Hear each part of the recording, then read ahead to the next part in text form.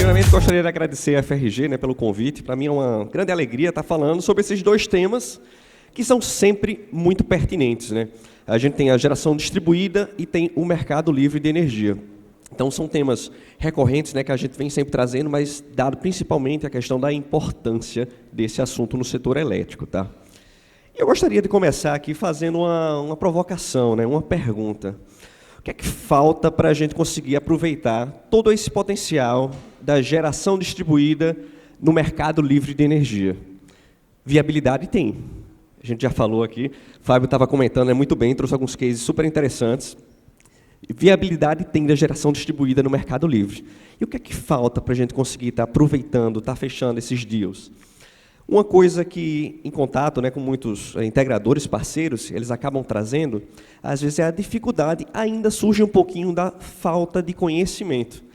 Pô, Felipe, mas se fala tanto sobre o mercado livre, se fala tanto sobre a autoprodução, sobre o GD, e falta conhecimento, falta aquela segurança para poder estar respondendo aquela pergunta com firmeza, estar tendo ali já na ponta da língua a resposta à dúvida do consumidor, né? E aí a gente tenta trazer um pouquinho dessas informações e está se colocando muito à disposição para estar fazendo essas parcerias, para estar atuando junto de vocês e estar trazendo mais e mais cases de sucesso de autoprodução, tá? Então, falando um pouquinho sobre a Croma, bem rapidamente, tá? Nós da Croma somos uma solução, uma plataforma de soluções energéticas, tá?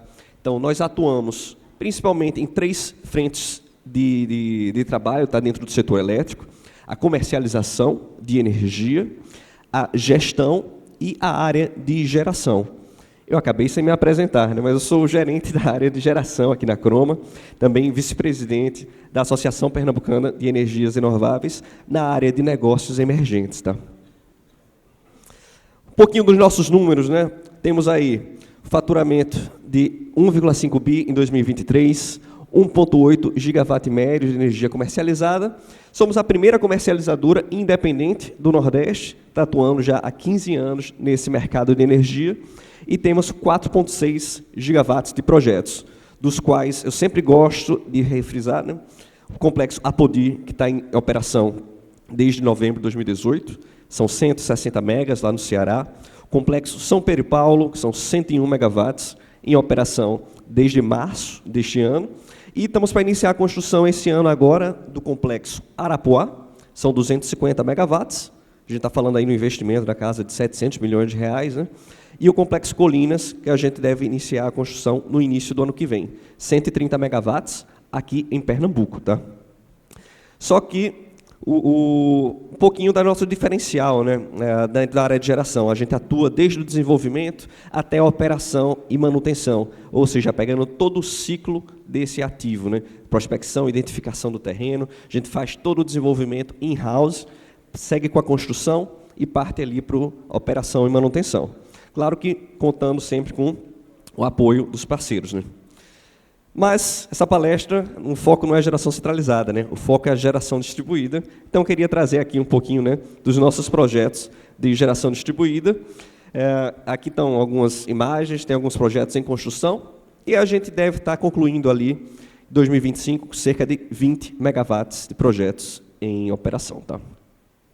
Bom, falar bem rapidamente, né? Mercado livre de energia. Então, o que é que a gente tem? Mercado livre de energia, o ambiente de contratação livre, eles vão estar sendo tratados sempre como sinônimos, tá? Então, a gente vai estar vendo essa sigla CL. As principais características: ele é um ambiente competitivo e com condições livremente negociadas. Então, isso está na essência do mercado livre, né? A gente tem a flexibilidade para estar fazendo os ajustes ali na forma de contratação dessa energia. E daí surge a figura da comercializadora, ligando as duas pontas, o gerador e o consumidor. Muitas vezes, o gerador não quer entregar a energia exatamente como o consumidor quer receber. E aí entra a figura da comercializadora, compatibilizando essas duas pontas. Alguns números interessantes aí sobre o mercado livre, né? Já foi falado um pouco, mas só reforçando, né? 40% do consumo do Brasil está nesse ambiente, né? Então, traz um pouquinho aí da representatividade. Veja, mais de 90% do consumo industrial e aproximadamente 10% do consumo comercial. Aqui a gente pode ver como é que está hoje o Estado em cada um dos estados. está um pouquinho desatualizado. Se a gente pegasse o dado atual, a gente pode somar aí em torno de 4% a 5% em cada uma das unidades da federação. Tá? E um número interessante, né? Quantidade de unidades consumidoras potencialmente livres. São aquelas unidades que podem estar indo para o mercado livre de energia. Então, vejam que ainda tem muito espaço para a gente estar prospectando e estar indo atrás, né, dessas unidades consumidoras e levando elas para o mercado livre. Alguns números, né, falando um pouquinho do crescimento do mercado livre de energia no último ano. Então, a gente teve um aumento aí em torno de 15% no número de consumidores e um aumento de em torno de 7,5% no número de autoprodutores. Felipe, a autoprodução é um negócio tão bom, faz sentido, por que é que só cresceu, a gente está falando ali de 7 unidades consumidoras autoprodutoras ao longo de um ano? Isso está certo? Faz sentido? Faz. O que a gente vê é que muitos desses consumidores autoprodutores, eles acabam não se tornando agentes autoprodutores dentro da CCE, tá? Porque eles não têm excedente de energia para estar fazendo a comercialização. Eles usam toda a energia in-house. Por conta disso, ele não parte para fazer essa mudança. E ali ao lado a gente pode ver o grupo Sterbon, né, cliente Croma, que a gente se orgulha muito, um dos cases aí de autoprodução que a gente tem, que a gente faz gestão dentro de casa. Né? As instalações da usina solar, da equação, tudo foram feitas através de parceiros aí da Croma. Né? A gente não faz esse serviço de instalação. Então, a gente conta com o apoio, né, dos integradores para estarem fazendo essas atividades junto aos nossos consumidores. E aí a gente tem a geração distribuída. É aquela geração de pequeno porte e, muitas vezes, próxima à carga. Então, perceba que não tem uma definição clara dentro da lei, aqui no Brasil, do que é essa geração distribuída. A gente infere um pouco dessa definição, né, com base naquele conceito de que realmente a geração ela é distribuída ali, é o oposto da geração centralizada. Mas a gente tem aqui, sim, a definição da micro e mini geração distribuída, que são aquelas unidades consumidoras até 3 megas, a gente faz a ressalva aí, né, das exceções, fontes despacháveis, hídrica, etc. E elas são conectadas à rede de distribuição por meio de uma unidade de consumo. Logo ali embaixo, a gente tem o sistema de compensação de energia elétrica, né, que é o sistema no qual a energia é injetada por unidade consumidora com mini ou micro GD na rede de distribuição para que ela possa ser utilizada futuramente, no segundo momento. Tá? Então, uma coisa que eu gosto sempre de frisar, a mini e microgeração distribuída ela não é só solar fotovoltaica. Né? A gente tem uma série de outras fontes que podem estar participando. Mas, como a gente pode ver por esse gráfico aqui, a representatividade das outras fontes ela é pequena. Isso se dá por uma série de fatores. Facilidade de implantação da solar fotovoltaica, agilidade, e principalmente a redução, né, no que foi enfrentada aí no CAPEX, no custo de implantação da solar fotovoltaica ao longo dos últimos anos. Então, quando a gente olha ali, dentro desse universo de micro e mini geração distribuída, a solar muitas vezes vai ser tratada, né, como uma equivalência. Mas a gente tem, olha que interessante, 190 megawatts termoelétricas, principalmente biogás, cogeração, né, dentro dessa área. E, curiosamente, eólica reduziu ali o número. Né? Isso aí pode ter sido decorrente de o quê? Reclassificação, por exemplo, uma migração para o mercado livre, ou alguma coisa nesse sentido. E quando a gente vai falar da importância da GD, perceba que a micro e mini geração distribuída hoje já atendem cerca de 9% do consumo no mercado cativo. Tá? Número muito expressivo, significante aí.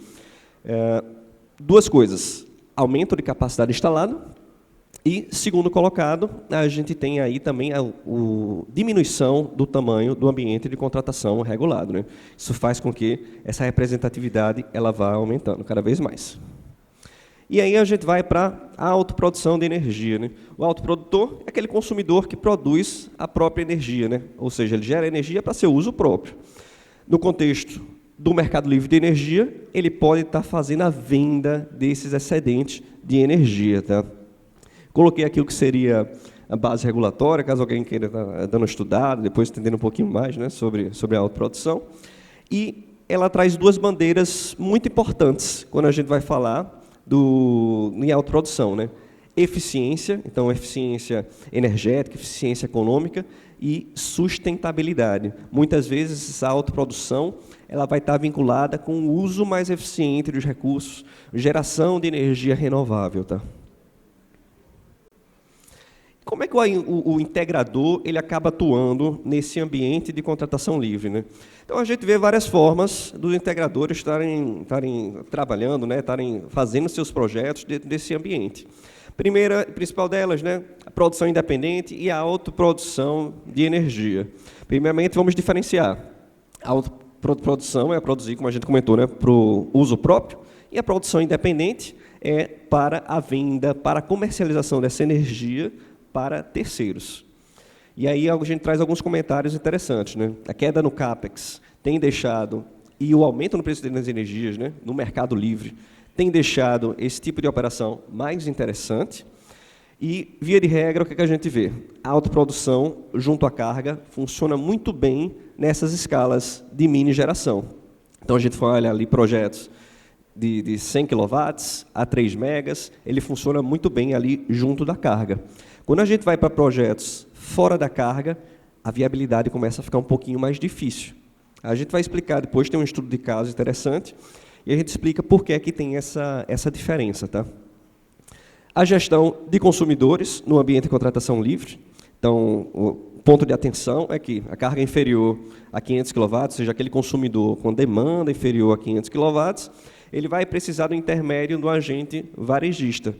Então, acontece muitas vezes, o integrador vê esse mercado livre, conhece os consumidores, quer fazer essa parte de gestão do mercado livre, mas quando ele vai ver, né, ele não pode estar atuando por ele não ser um agente varejista do mercado livre.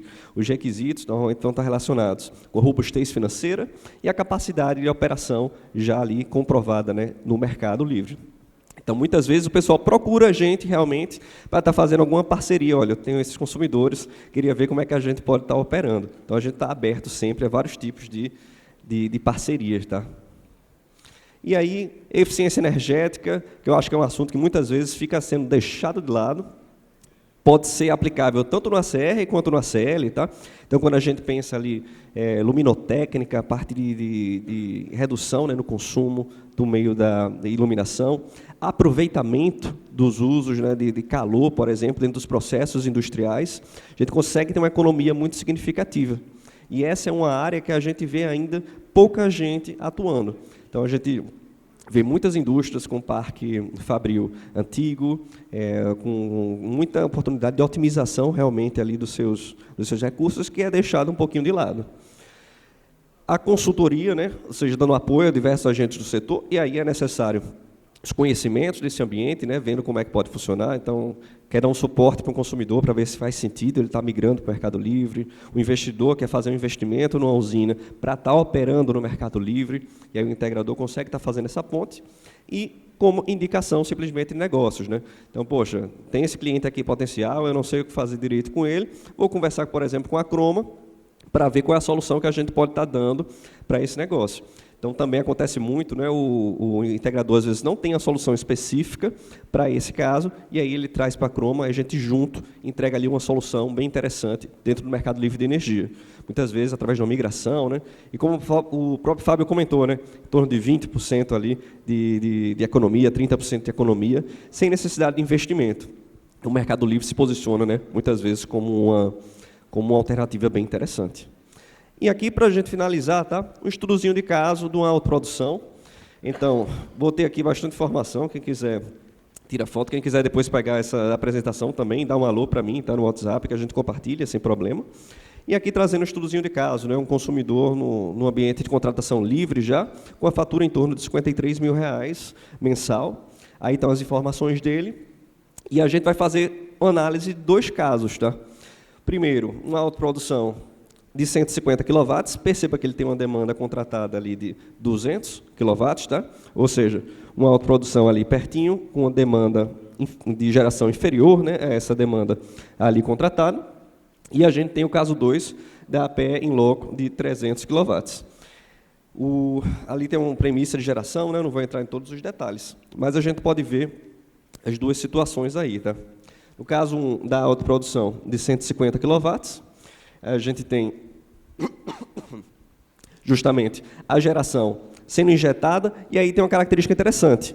Como eu não tenho eu tenho uma demanda baixa, considerada a demanda de consumo, eu tenho ali a necessidade de essa simultaneidade da geração e do consumo, ela é muito elevada. Então, toda a minha geração ela é aproveitada instantaneamente. Tá? Já quando a gente vai olhar no caso 2, eu tenho um excedente de geração que ele vai ali ser injetado na rede. Então, eu notei aqui que está faltando na tabela o custo da demanda adicional de geração. Mas aí o que é que acontece? Se a gente lembrar que essa usina é de 300 kW, a gente tem uma demanda contratada de 200 de consumo, eu tenho que contratar mais 100 kW demanda de geração. Tá? Aqui também, como eu tenho injeção de energia, eu tenho que fazer a adequação do sistema de medição para que ele possa ser configurado como autoprodutor e possa estar utilizando esse excedente de energia. Mas perceba que essa modelagem ela tem uma série de especificidades, né? E, às vezes, pode ficar um pouquinho complicado entender o que são todos esses encargos, entender onde é que é aplicável a redução, energia que é injetada, energia que é utilizada naquele exato momento. Então, está ali, ó, o time comercial da Croma está ali, roda todo santo dia, análise de viabilidade, de autoprodução, o pessoal vai estar ali na frente à disposição também, tá? E a gente faz essas análises corriqueiramente, né, tá passando para o pessoal, para que eles possam estar entendendo como é que fica o resultado dessa solução no Mercado Livre. Tá? E, para terminar, pessoal, a mensagem é: contem com a Croma. A Croma se posiciona como um parceiro do integrador, né, para estar podendo ajudar vocês a entregar aquela melhor solução possível para o consumidor. Seja ela através de uma autoprodução, seja ela através do Mercado Livre, propriamente dito, atendendo 100% do consumo, atendendo parcialmente o consumo, né? Mas a gente está lá para ajudar vocês, juntos, a estar encontrando a melhor solução possível. Tá, joia? Muito obrigado.